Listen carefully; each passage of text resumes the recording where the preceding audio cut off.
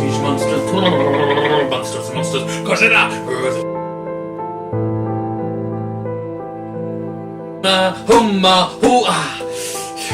Oh, that hurts.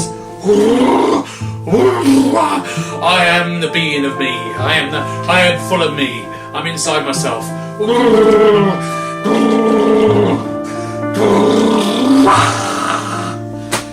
Let's try this.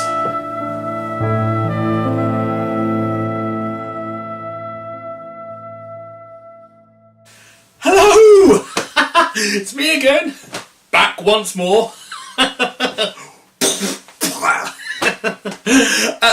I'll be honest with you straight away, I haven't had any offers for the other 3 pitches that I've done, which has depressed me quite a bit. I mean, I didn't get out of bed for a week. Work is problematic, but I did get an email. I sent my first pitch, Tree Man. I sent to an agent the first 10 pages of my masterpiece. And I found this agent, on the online thing, and I got a reply back. And let me look. Yeah, here it goes. She said, I'm going to paraphrase a bit. Delinquent writing. Yeah. No sense of plot or structure. A lack of characterization. Depressing, banal, and meaningless premise. Misogynistic. Still don't know what that means. Things to do with maps. Cliche. Yeah. But also, she says, well formatted. And I'm going to take that. I think that means she wants me to send in more treatments for all the other pictures I've done. I think she's fishing, and I'm going to get caught. So that has inspired me to do another pitch today. And I'm going to call this one Attack of the Moon.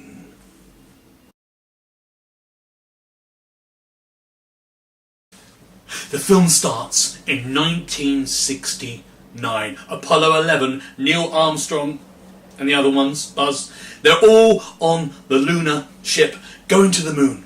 But little do they know that presidential nutcase Richard Nixon has planted a nuclear device on the lunar lander because he suspects that communist aliens are on the moon and he wanted a failsafe. It doesn't go off. Everything's fine. Until present day, China are sending armed robot lunar things to the moon to discover it. The bomb, already there, hidden on the flag, smells the communism. And it goes off. Boom! The moon falls out of its present orbit and heads towards the Earth. End of Act 1.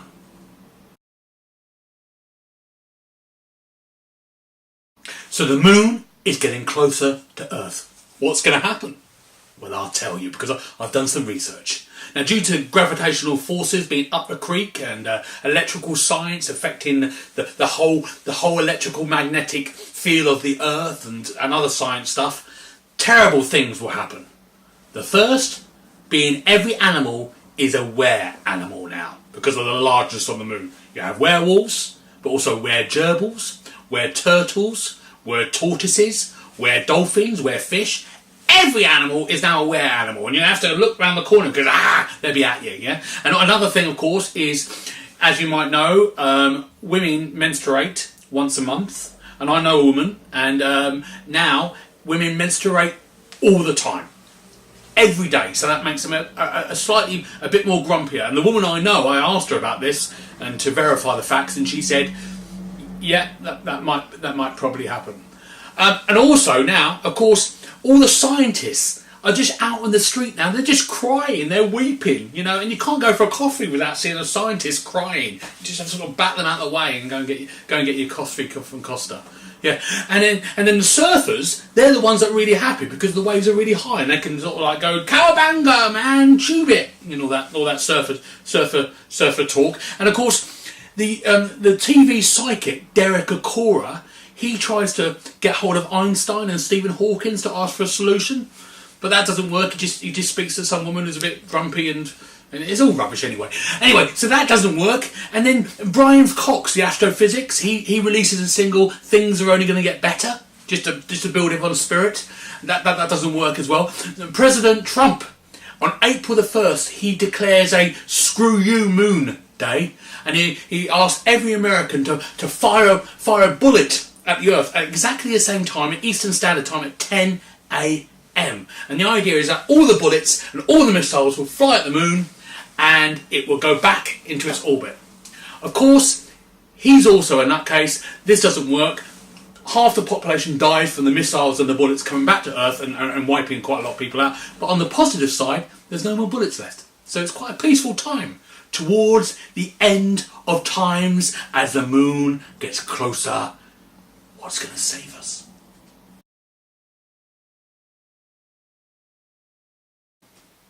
So by this time, what's happening? Well, I'll tell you.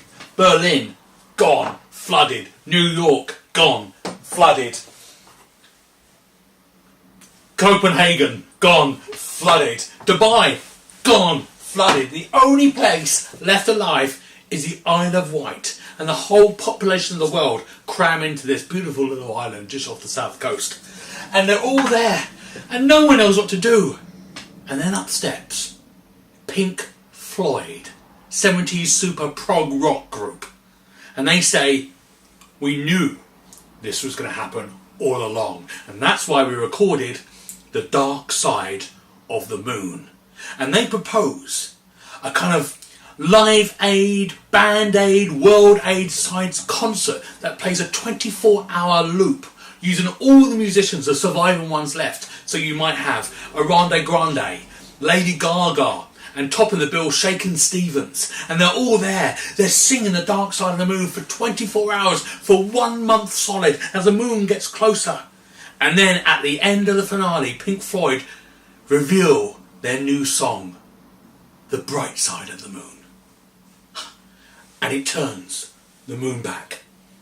And the moon comes back and settles in its orbit once more. The world has been saved by Pink Floyd. And that's the kind of like the end of the movie. And of course you might see a bit of coda afterwards, because the resulting thing is if people just now, after doing that for so long, just sit around in their rooms with blacked out curtains and sort of shaking their heads mournfully, you know, and all the proceeds of all Pink Floyd stuff now has got to be deposit on the moon so it never happens again. I'm thinking of like Jimmy Nail as a sort of President Trump feel to it and casting, maybe Jake Gyllenhaal, because he's in all those types of movies, isn't it? And I'm thinking this is going to be big. This is going to be great because it has everything we want to see in a film: disasters, music, women. It's all there. So I'll wait for your call. Please, call me. I've lost. Where are my glasses? A normal animal or dog would would look like this. This is how they would look normally. And then after the moon gets a bit closer to the Earth, it would sort of like look like this. So you can see the kind of comparison. What I'm going to do. Of course, this will be CGI. So this is a mock-up of what, you know, the sort of like the Super Isle of Wight festival would look like. This is a super group. You know, there's Lady Gaga there. That's Ariana Grande. Shakin' Stevens here. You know, they're not built to size, of course, at the moment. I quite like the idea of just putting it so it fits neatly over your head, a bit like Mission Impossible with a mask. And then you can walk into any rock concert you wanted, really, because you look like a rock star, like Glastonbury. Things can only get better. Can only get better. This is an actual mock-up of the sort of poster, maybe, or you know, I think it would be a good poster for the thing. So what you got there, you've got the moon there. I've sort of made it a bit more evil for evil's, you know, just to highlight the evilness. Well, it's not, the moon's not evil, but you know, the evilness. It's an attack of the moon. So for merch, I'd use these snow globes. You know, for example, this is Toronto. I've never been there. I get these all off eBay. And this is what I would do for these, I'll just have bodies floating around on their animals, and you sort of shake it up, and then the bodies will float on top. So, I mean, you'll get an idea there. There's one Direction, just one of them. Don't know which one. We'll just take whoever we can get.